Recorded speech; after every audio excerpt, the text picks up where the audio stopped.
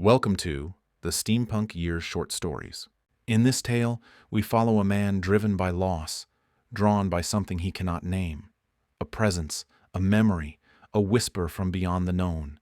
Through quiet groves and fractured skies, he searches for what was left behind, and perhaps what still waits to be found. Join us as he ventures into the unknown. Rallis Cabe stood at the front window, gazing out across the overgrown property, the trees and thick brush in the distance catching the late sun like a faded tapestry, what May used to call almost a forest. It had always been perfect for a botanist like him, though he'd spent more time in labs than among the leaves she loved. "We'll be heading out," Julie said behind him, her voice catching him by surprise. He turned blinking and Henry chuckled, already slipping into his coat. "Lost in that beautiful view? Can't blame you. Ours faces a graveyard. Imagine waking up to that every morning, eh?" He clapped Rallis on the shoulder with a quick laugh, offered a fist bump, then added, "I'll get the car started." Rallis smiled faintly and returned the gesture. As Henry disappeared down the hallway, he turned to Julie. "Thanks for coming by. I enjoyed it." Julie lingered, watching the door until she was sure her husband was out of earshot, her tone softening, eyes cautious. "Here it comes," Rallis thought. "You do know you missed Mom's birthday," she said gently, "and Jimmy's graduation last month." He sighed and eased down into the nearest chair, rubbing at his temple. "I know. Things are just different now. I'll try to make the next one." Julie didn't speak right away. She looked around the room, not at the furniture, but at the quiet that had settled in the corners. The air felt like it had stopped moving months ago. She shifted her weight, words forming and dissolving before they reached her lips. "How do you talk to a widower about coming back to life? About birthdays, potlucks, and just normal everyday things?" Finally, she just said, "We'd all like to see you back." It was the simplest way through. They hugged at the door, a soft, real embrace, and then she was walking down the gravel drive, Henry waving from the driver's seat. Good people, always caring. Rallis watched them go until the car disappeared beyond the bend, then turned back toward the window. The trees stood where they always had, waiting. Next chapter. Rallis stepped into the garage and immediately peeled off his sport coat, tossing it and his tie into the corner like they were parts he no longer needed. The familiar scent of oil, steam, and rust greeted him like an old friend. "Tess," he called toward the far corner where the wall screen flickered to life. "Any suggestions for a music playlist tonight? I'll be working on the Drifter probably all night." The AI's voice replied with a touch of knowing humor. "Well, considering you'll be awake till dawn working your heart out on that old thing, maybe something energetic like your jazz fusion playlist?" He stood in front of the tool chest, running a hand through his hair. He turned toward a second screen, tapping through open tabs, some closed projects, one file labeled M. There, perfect for a night filled with grease and steam. The music kicked on, soft horns rising into syncopated rhythm, and the coffee machine in the corner hissed to life. He turned toward the center of the room, where the platform waited, 15 feet across, circular, reinforced with weather-hardened brass. The glass dome rested nearby, fogged slightly from disuse. He sighed, already feeling the weight in his back. "Okay, explain this again," Tess responded, matching his tone. "You need to fix the thrusters, area marked in red on the left screen. Adjust the stabilizer so you don't crash into any trees out there, and print the missing chair, if you'd like to arrive without throwing out your spine." He chuckled softly, grabbing a mug of scalding black liquid and rummaging through the toolbox. "Not much to do at all, huh? How long do you think this'll take?" Tess replied without missing a beat. "Depends on how much coffee you drink and your willpower not to nap." He smirked, took a sip, and exhaled through his nose. "Let's see." The music made the hours drift by as Rallis worked with quiet focus, the rhythm of the jazz fusion guiding his movements like a metronome. Some parts were in his reserves, thankfully labeled and boxed with his usual precision, but a few components needed to be 3D printed, so he set the printer humming in the corner and returned to the platform. He wasn't bad at fixing things, he thought. In fact, in moments like this, it was the only time he truly felt aligned. The world narrowed to circuits, seals, and calibration, and for a little while the ache in his chest quieted. The Drifter really was a remarkable machine, designed for dense, overgrown terrain where even the university's research bikes couldn't reach. Hovering up to 10 feet off the ground and sealed inside a round glass dome, it was both ingenious and ridiculous. He imagined the look on a deer's face if it saw him drifting by, like a floating teapot lost in the woods. Even among his colleagues, it had earned a nickname, the Trouble Bubble. Not exactly the most reliable craft, always breaking down, getting snagged in vines, or freezing mid-glide.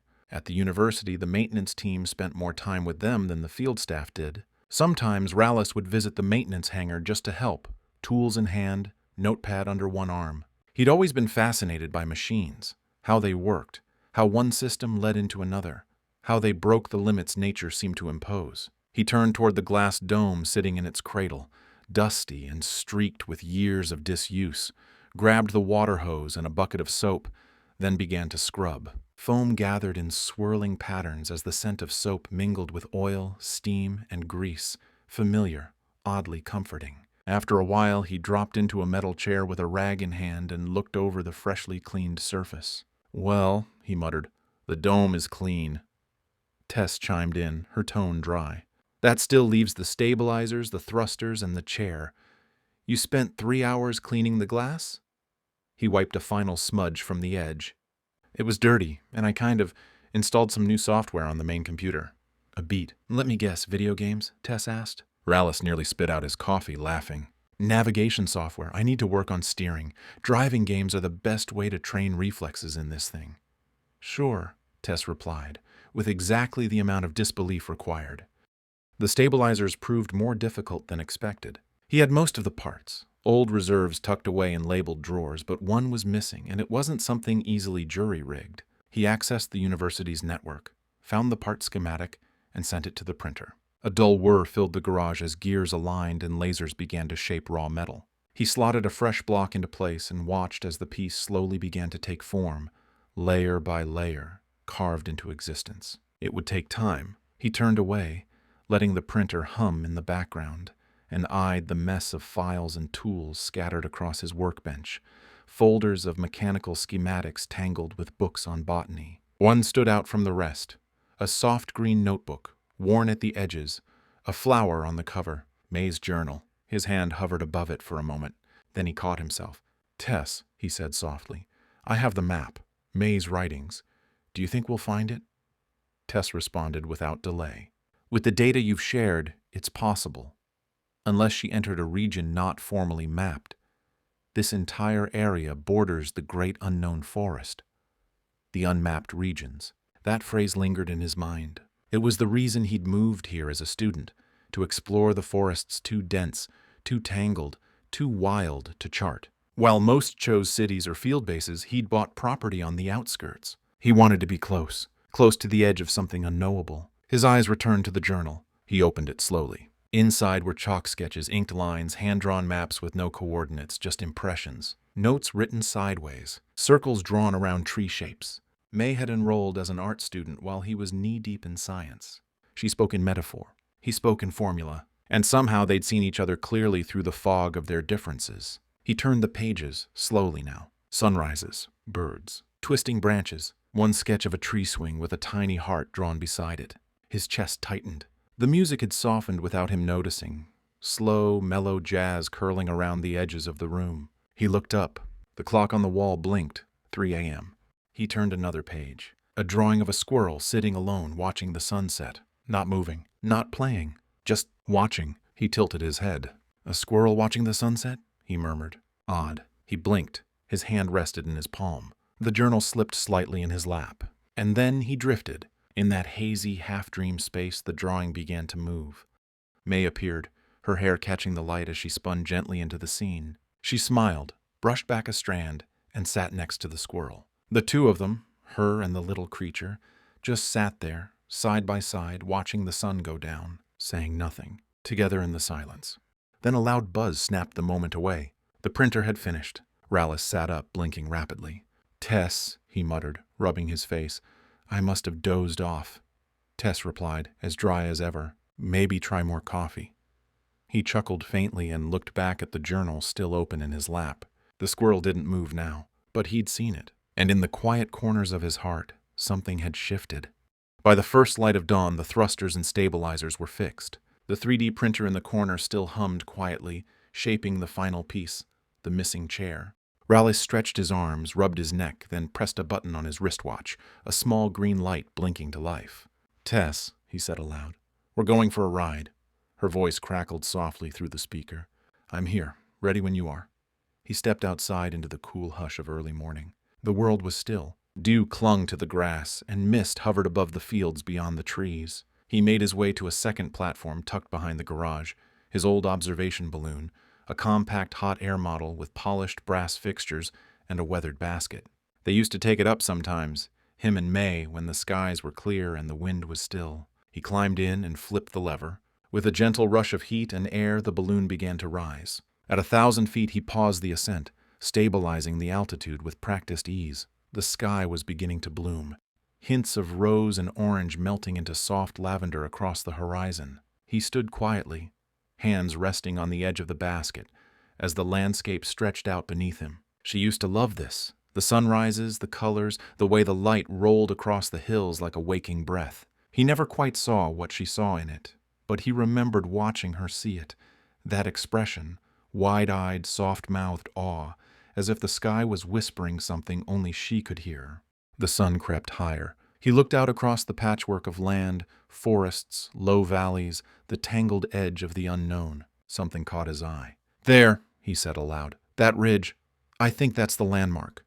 He raised his phone and took a quick photo, sending it to Tess with a tap. "Yes, confirmed," she replied. "That matches the first drawing in May's journal. I estimate it's about a mile out from the property edge." He nodded, more to himself than her. The light grew warmer, pouring across the basket, catching the edge of the balloon. A golden wash spread across the fabric, painting everything in soft amber. For a brief moment, it felt like she was up there with him again. He breathed it in, then began the gentle descent toward the earth, toward the drifter, and toward whatever waited in that grove she once loved so much. Next chapter. He packed slowly, methodically. A backpack filled with field gear. Nothing too heavy, just enough for one day's journey into the overgrowth and back. Standard tools, a water flask, navigation tablets, a few handwritten notes just in case the tech failed him. He glanced around the room. Everything of hers was still there, exactly as she'd left it 2 years ago. Her shawl draped over the chair, sketchbooks stacked neatly near the window, and on the nightstand, an open book, its spine soft from use, still turned to the page she'd been reading. His eyes drifted to the mirror across the room. The reflection met him like a stranger. The man staring back wasn't just 40. He looked older, tired in ways that didn't show in the eyes but behind them, in the posture, in the pauses. He offered the mirror a thin smile, half-hearted and rough at the edges. "Wish me luck," he said to the empty room. "I'll find it." He grabbed his jacket from the chair and shrugged it on. The weight felt familiar, settling. As he stepped toward the door, something caught his eye. A small painting in a wooden frame hung near the exit.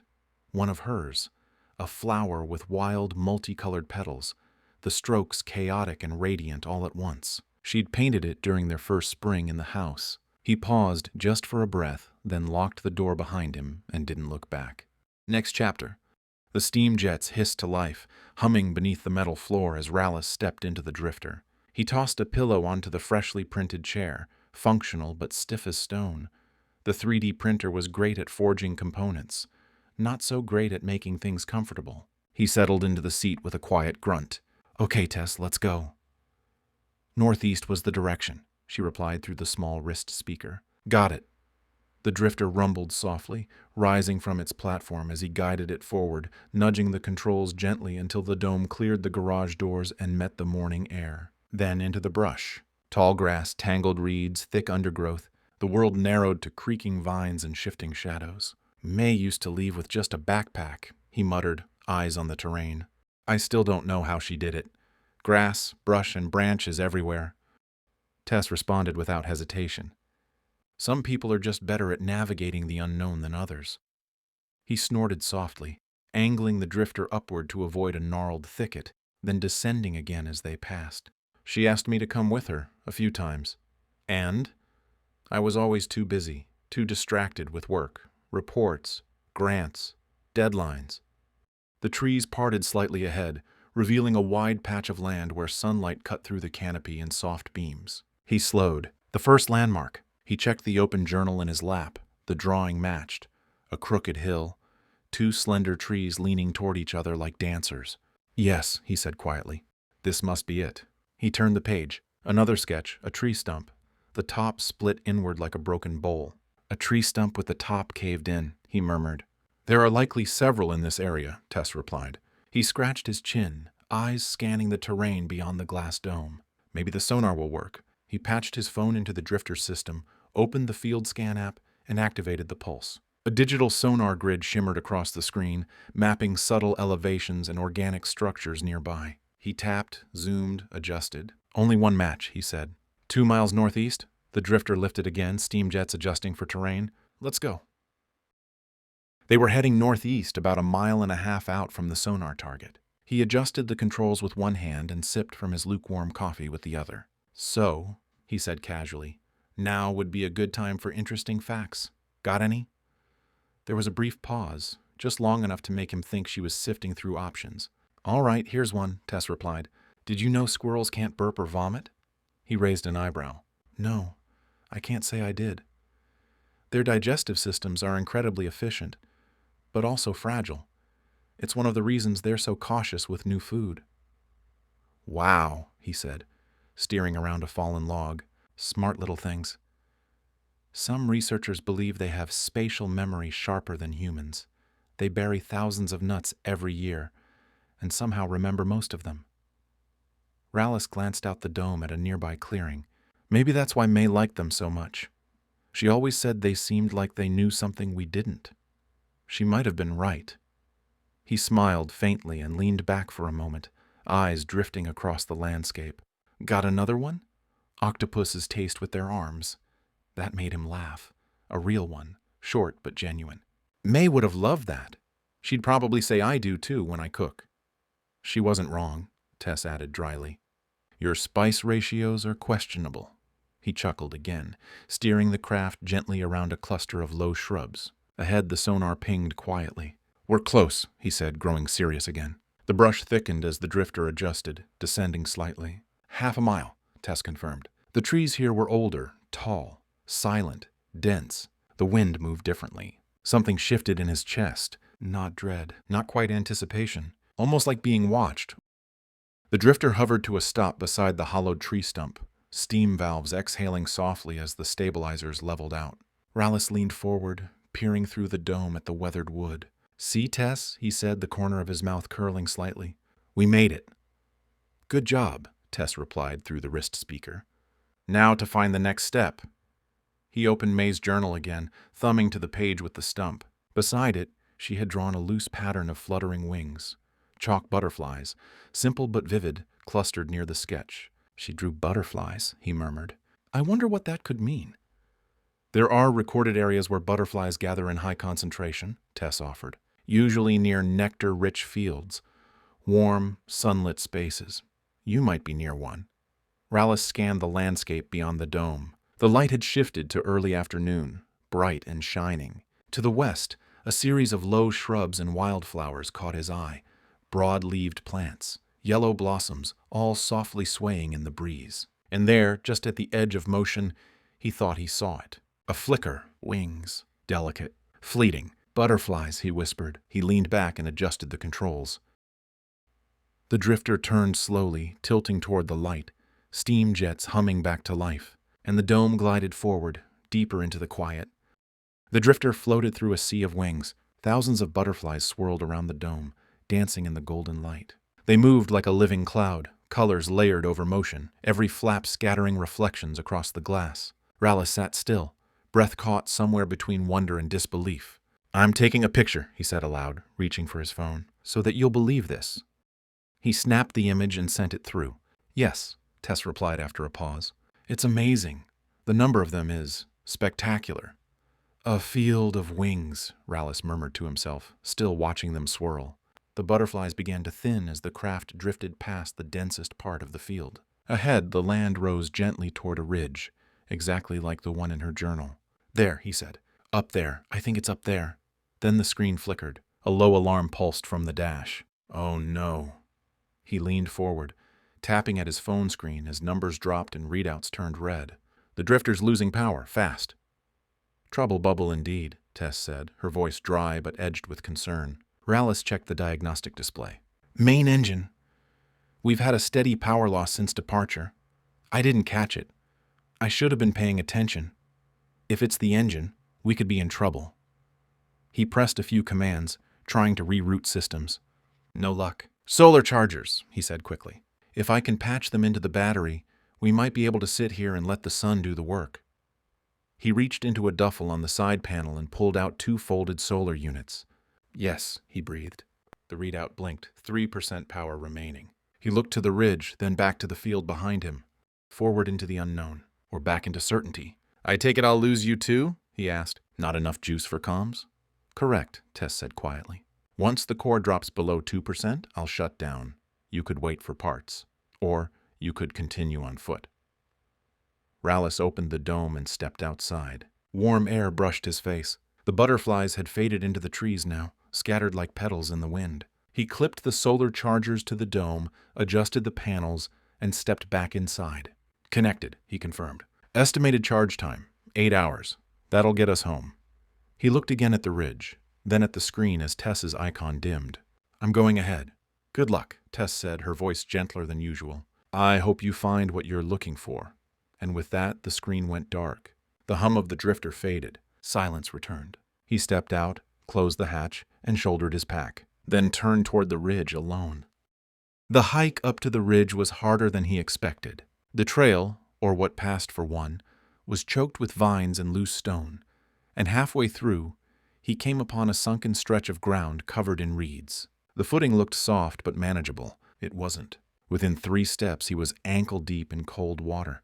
By the 5th, it had crept up to his knees. He muttered under his breath, pushing through it slowly, boots sloshing, socks soaked, the weight of his pack making everything worse. At least it stopped at my knees, he mumbled, catching his breath once the ground firmed again.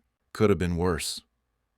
By the time he reached the ridge, he was panting, holding onto the nearest tree for balance. His calves burned, his chest heaved. He hadn't hiked like this in years. Most of his days were spent in the garage now, fixing, soldering, working on projects that kept his hands busy and his thoughts quiet. But now he was here. Before him lay a wide-open clearing. It was the grove. It took his breath in a different way. The trees formed a natural ring, a great circle of green life swaying gently in the breeze. Sunlight broke through the canopy in moving beams, casting shadows that danced like soft spirits on the forest floor. And at the far end, one tree stood alone, sturdy, slightly curved, its roots curling gently along the ridge like fingers holding the edge of the world. He walked slowly, reverently. Leaves whispered overhead. The air felt different here, lighter, as though some weight he didn't realize he'd been carrying was slowly lifting. When he reached the tree, he froze. It overlooked the unknown forest, and it was vast. A sea of treetops stretched to the horizon, layered in shades of green and silver and dusk blue. The view was impossible to capture, impossible to measure. He let out a quiet gasp, standing still. His feet ached, heavy and cold in his wet boots. He knelt down, untied them slowly, pulled them off along with his socks, and placed them next to the roots of the tree. The grass beneath his bare feet was warm, not sun-warmed, alive-warmed. He stood still for a long moment, eyes closed, the sensation climbing from his soles to his chest, a strange, comforting knowing. He remembered what May used to say, about bare feet in her sanctuary, about how the grass greeted her differently when she came without barriers. Now he understood. He lowered himself slowly to the ground and removed his backpack, unzipped the top, reached inside carefully, and from within, he pulled her journal. His hands trembled slightly as he opened it, as if something sacred was about to begin.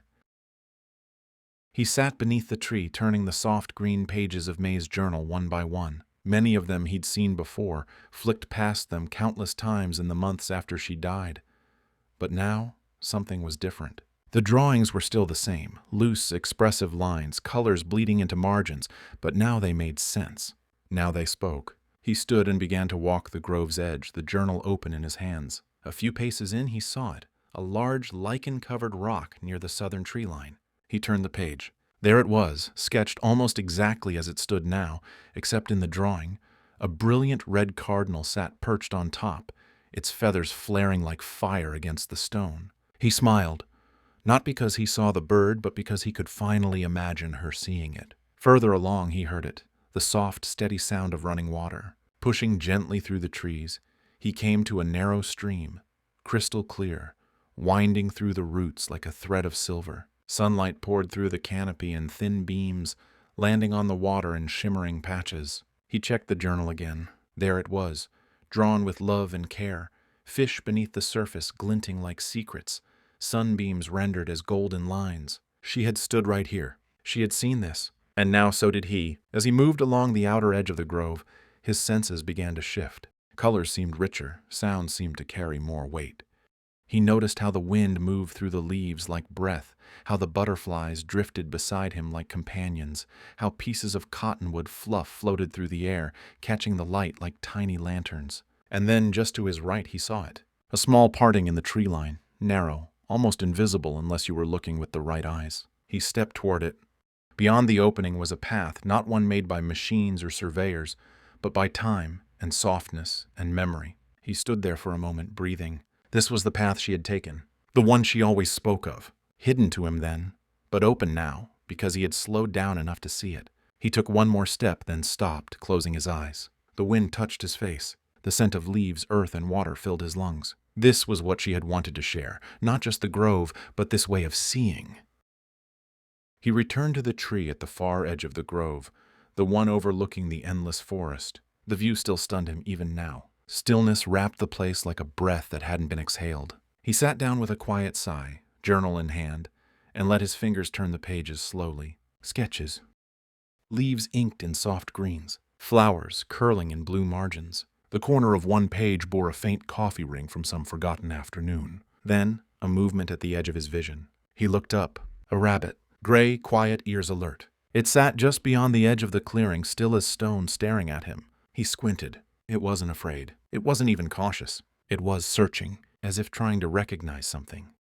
It tilted its head once, then turned and began foraging calmly near the trees. Rallis felt something ease in his chest. The rabbit, the gold-laced sunlight, the hush of leaves swaying in rhythm with the breeze. Together they formed something whole, belonging. He leaned back against the tree, laying the journal down gently beside him. He draped his jacket over his chest, not for warmth, but for comfort. His eyes began to grow heavy. When was the last time I really slept? The thought passed through him like mist. He had spent the last few nights prepping, calibrating, printing, fixing, pushing through grief with gears and caffeine. He pulled the thermos from his pack, unscrewed the cap, took a sip. Still warm, still useless. He was slipping. He checked his phone one last time.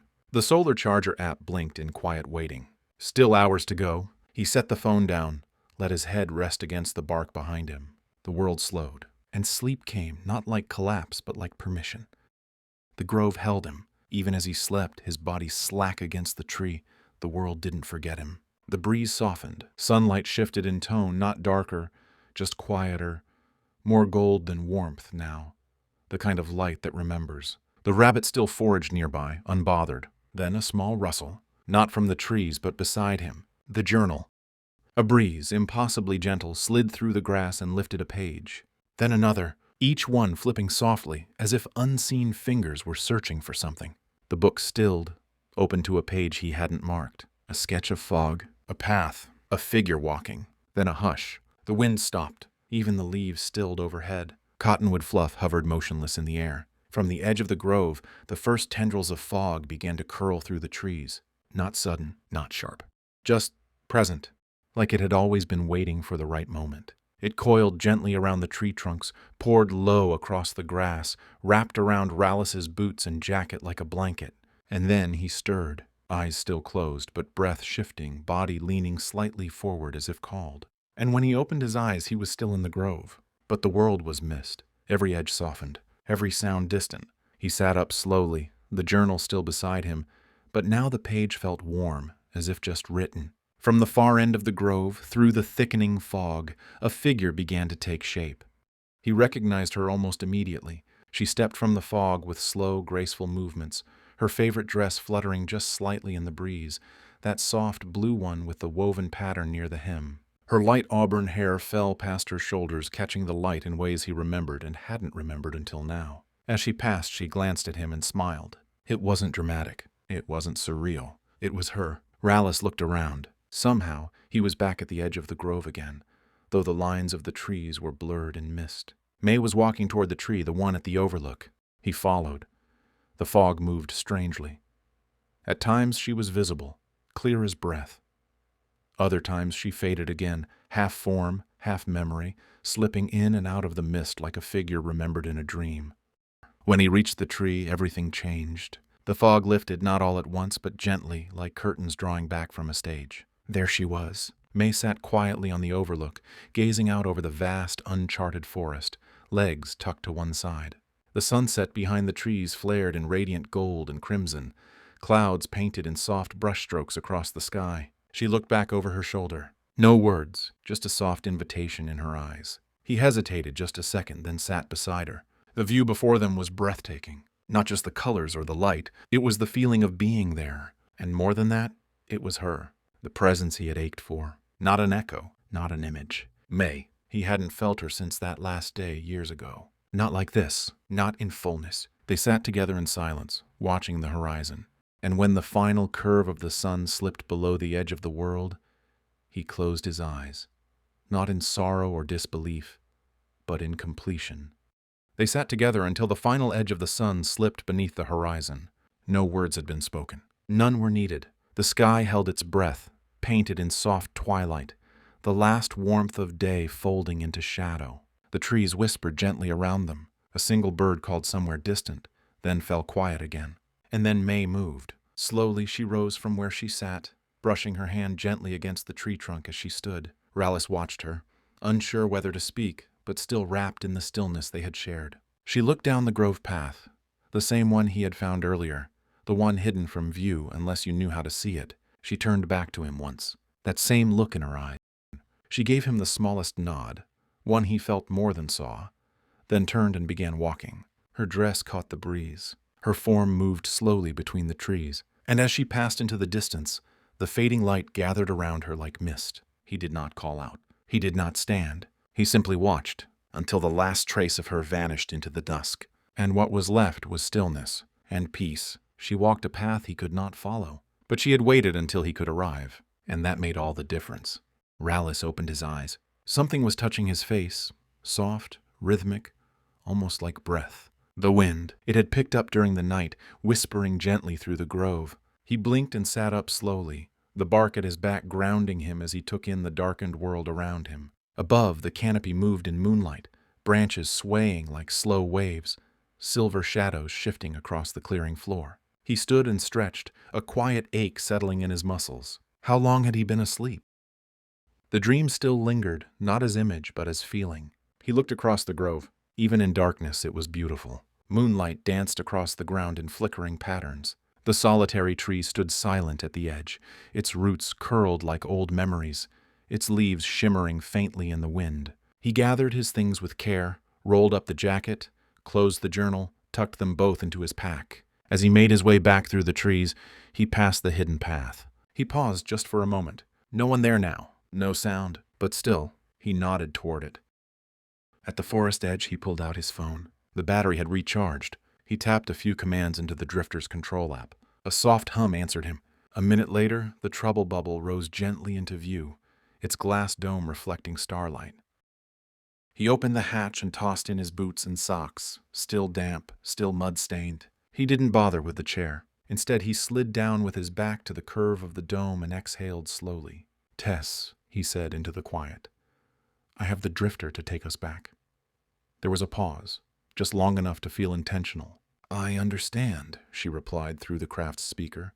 Her voice was calm. "Did you find what you were looking for?" He glanced over his shoulder, back toward the trees. The grove was already beginning to disappear into darkness, just branches now, and moonlight. He smiled. "Yes," he said, "I found it." And the drifter turned slowly, carrying him home. Thank you for listening. If you enjoyed the story, please be sure to leave a like. It helps the channel more than you know. And feel free to check out more short stories from the Steampunk Years universe.